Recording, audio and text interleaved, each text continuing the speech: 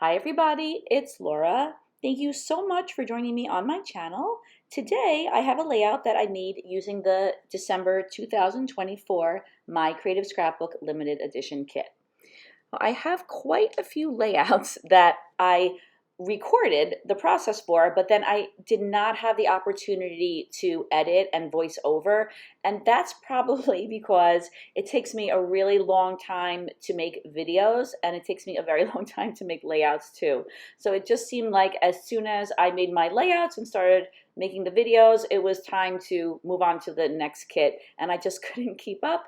So I am hoping to get, if not all, the majority of those videos up on my channel this month. That's the goal anyway. For this layout, I was inspired by one of the pattern papers in the kit. There was one paper that was just totally covered with these beautiful poinsettias. There are white ones and light blue ones. So I fussy cut all of them out. I love fussy cutting things out of pattern paper. And then I also love to create wreaths, especially with Christmas layouts. So I thought I would create a wreath. After fussy cutting out all of the poinsettias, I inked the edges of both the white ones and the light blue ones with some Distress Oxide in Stormy Sky. I cut out this big circle using my Creative Memory large circle cutter, and now I am placing those poinsettias around the edge of the circle. And in some cases, I'm attaching them directly down to the paper, and in other cases, I'm using some fun foam and I'm popping them up. And for the most part, I'm alternating between the two. I will attach one down to the paper, and then the next one I'll pop up, and then I'll just continue that pattern until I get all the way around the edge of the circle. Now, my plan is not to have the white paper in the center, but I didn't want to cut the center out yet. I wasn't sure how thick the wreath was going to be or how many poinsettias I was going to add, so I figured I can just attach them down, and then I will cut it out later on. And even though I really enjoy making wreaths, I do find they can be a little tricky as far as making them symmetrical enough that they don't look kind of crooked or wonky. So I am taking a little bit of time to consider that. Sometimes I find when I make a wreath that it's sometimes not obvious that the wreath looks a little off until I'm all done. So I do take a decent amount of time to not only complete the wreath, but then also go back and make sure that I have everything looking not perfect, not exactly symmetrical, but just so that no one part of the wreath is too thin or too thick and looks too much different than the other parts. So I fussed around with it a little bit, added a poinsettia or two where I thought it was necessary, and then I started removing the center of the wreath. And so I decided that I was going to tear it. I don't know what brought that decision on, but it ended up working out pretty well. I decided I was going to tear a little bit of the paper away, and then I decided that I had done enough of that, and I went in with my scissors and I began cutting the excess paper away. And I think that these poinsettias are just beautiful, and I love the way they're light blue and white. It's kind of a different color scheme that I'm used to using for Christmas. I also pulled in some of the other embellishments that were in the kit. We have some flowers. I don't know what the name of those flowers are. They're like a brown flower. I really like those, and they went really well with the other colors. I was a little bit surprised that they went so well. And then I cut the pine branches into smaller pieces so that I could, number one, kind of stretch them out, and also so that they would not be too long and kind of sticking out of the wreath, that I could just kind of nestle them into the wreath. And as I was adding each of those little pieces of the pine branch to the wreath, I inked the edges with some Distress Oxide in Rustic Wilderness. So I continued adding the branches until I had them, I thought, somewhat evenly distributed around the wreath. And then I wanted to include those flowers.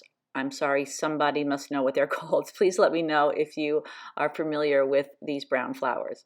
But I just really liked the way that they looked on the wreath. I thought they broke up the poinsettias a little bit, and they're very delicate and very similar to poinsettias in shape. So I was very happy with them. And I especially like there's little ones, medium ones, and big ones. I always love a variety of sizes in any embellishment that I add to the layout. And now I'm adding some pine cones. I love the idea of having pine cones added to wreaths. I feel like that's pretty common. At least it was common back in the 70s. There were lots of things made of pine cones back then. And so I'm distributing those again fairly evenly around the wreath. And even though these are chipboard stickers, I'm adding a little bit of adhesive to the backs. I always do that because usually chipboard stickers don't have too much adhesive on them. And then I went around with my Aleene's clear tacky glue and I attached everything down. So I was really happy with the wreath. I thought all those embellishments went together really well. And now for the background, I'm using my gel plate. So the reason that I am using my gel plate and not a piece of cardstock is that I really like the way backgrounds look when they have some variation in them. I didn't want to just use a flat piece of cardstock. I mean, I could have done that, but I just had something in mind, so I thought that I would try to create it on my gel plate. So all of the paints that I'm using are acrylic paints. I have some dark blue paints, and then I also use some black paint. Now, this was not what I had in mind, but that's okay because this is a gel print, and usually the first, what's called a first pull, the first time that you add the paint, it might not be exactly what you want. It's okay to add layers of paint and use the same paper on the gel plate several times. So I use a brayer and I spread out the paint really thin, and then I use things that have texture on them just to make a little bit of texture on my background. So I use a small piece of a cloth that's used for drying dishes, and then I also use, I think it's a ice cube tray. That's what my daughter told me. I just saw it. It had like lots of bumps on it. I got it like a junk store, and so I thought, oh, this is perfect. I'm going to try using this on my background. And it did make some nice texture. So now I'm using another piece of paper and I'm trying this stencil out. I wanted to see how that would work out. So I like the way this came out too. I put that over that first pull that I made.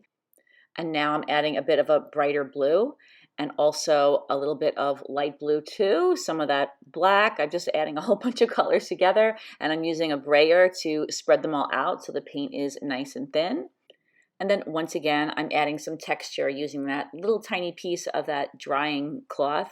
And that's probably one of my favorite things that I use to make texture. It's very subtle. I think that it looks really cool. So I forgot to mention that earlier I added some gold to the background. I wanted there to be touches of gold in with the blue as well. So as you're watching me do this, you may think that doesn't look that good. It really wasn't what I had in mind. But I'm not worried. I'm going to keep adding layers and hopefully I'll get to at least approximately what I had in mind soon. With the gel plate, I feel like every single pull comes different and it's really hard to recreate things. So I'm just going with the process. I'm just trying to add the colors that I want and hoping for a good result. I added some more gold because I knew that I wanted to have a decent amount of gold showing. And then I went back again with those same two items and added some texture to the paint. I put the gold on in a very thin layer, so that's going to be not totally dry, but pretty close to being dry already. Now I wanted there to be a lot of dark blue, so I mixed together some black and navy blue, and I spread that on the background, and then I wanted to add some more of this bright blue. I thought that mixing it together with all those other colors would be a good combination. And then I spread everything out with my brayer, and once again I'm adding some texture. And you could add texture with so many things, but I don't want the texture to take over the background. I just want a little bit of texture, so I felt like those two things would work for what I was going for. And then my gel plate is 14 by 12, so a lot of times it doesn't get the very edge of the paper. So usually what I'll do is I'll just trim off the edge and then mount it on another piece of cardstock because it's very, very hard to get the paint all the way to the edge. So I finally got the look I was going for. I wanted it to be dark because I want the wreath to kind of pop off the page. But I didn't want to use just flat color. So this was what I was thinking of. I don't know if it looks like a big mess to you, but I think that it worked out okay. I have some gold in there, I have some dark blue, I have some light blue, and now I'm mounting it on a piece of light blue cardstock to go along with the light blue poinsettias on the wreath. So if you haven't tried a gel plate and you have any interest in it, I highly recommend it. I think it's a lot of fun. So it might have looked a little messy, but the process of adding the colors to the plate and then making texture with either things around the house or stencils is so much fun. And then what I've been doing is I've been using those resulting papers and I've been die cutting them, and I've been really happy with the results. So it's definitely something fun that you can try. So now I have my wreath attached down to that background, and this is the photo that I'm going to use. This is a picture of, we call it the cousins. This is my two daughters, my sister's two daughters, and my brother's son. It's really nice that they're all still close. Everybody gets along great. So I always like on the holidays when we take a picture of them together. So I'm going to put the photo right in the center of the page. I have it mounted on a piece of white cardstock and then again on that same cardstock that I used all around the edge of the page. And at first I thought I could just place it on top of the wreath, but then I was thinking it looks nicer tucked behind. So that's what I did. So off to the left of my mat are a whole bunch of different embellishments that I'm considering putting on the page. So one of the things that I wanted to include was something with a sentiment to use as a title. So there was a little banner that says Merry and Bright, so I decided that I was going to use that as my title. And then there were also lots and lots of really pretty stars, and I thought the stars went really well. I feel like you could put a lot of different embellishments together on a wreath, and it's very easy to get them all to look like they go together. So once again, these stars are different sizes, so perfect. I inked the edges with some Distress ink and Vintage Photo, and I attached those down to the page. And then I found that there were some more of these flowers. They're chipboard this time, so they have a white border, which the other ones don't, but I didn't think that it mattered. I think that they all looked nice on the layout. And I have a bad habit of being on the verge of attaching something down and then having to try it in 5 different places just to make sure that I have it in the right spot. So that's what you see here. I have to keep trying it all over until I feel like I have just the right spot for it. I wanted to make sure that I included something to use as a title, so I have a little tag, and I also have this sentiment that says Joy to the World. I layered the sentiment strip on top of the tag, and then I placed it underneath my photo.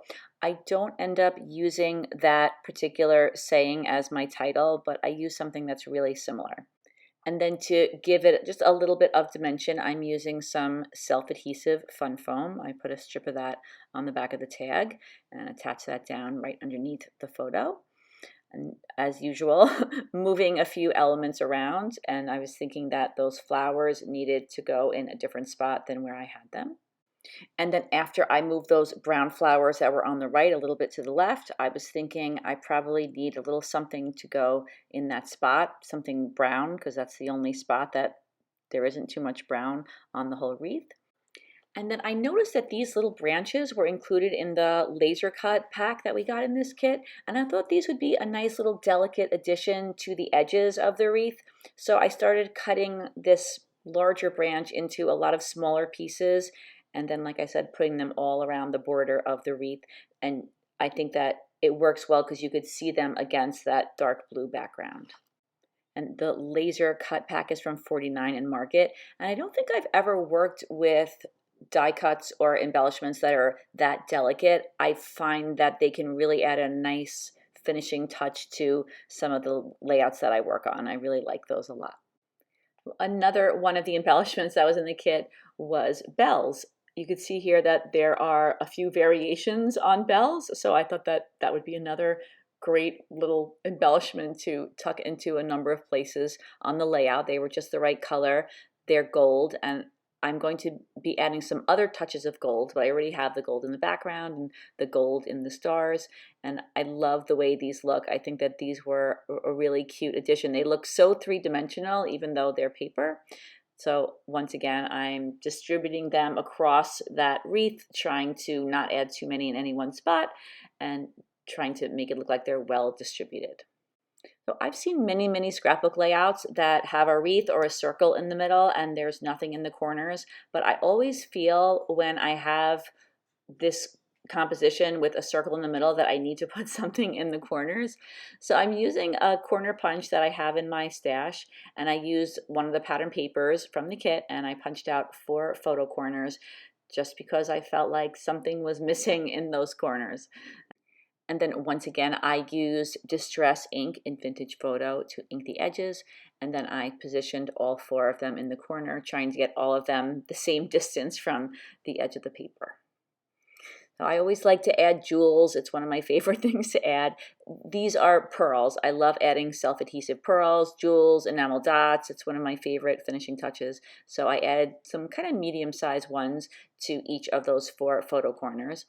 And then I decided that I wanted to switch the sentiment. So instead of saying joy to the world, it's going to say merry and bright. I think that I changed my mind about having that embellishment because it was black and there's nothing else on the page that's black. So I decided to go with green, even though there's a different color green. I just thought this matched in a little bit better.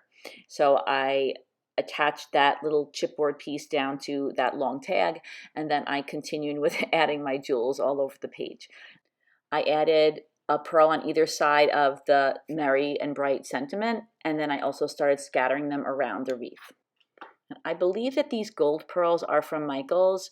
I remember buying them when they used to have lots of gems in the front of the store. Maybe they still do. I haven't been in there recently.